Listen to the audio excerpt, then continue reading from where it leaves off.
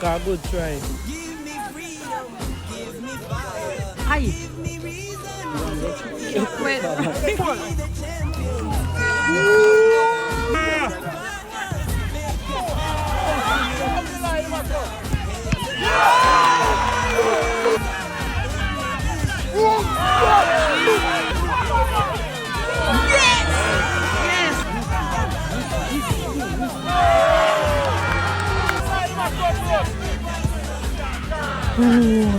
Easy. Jump.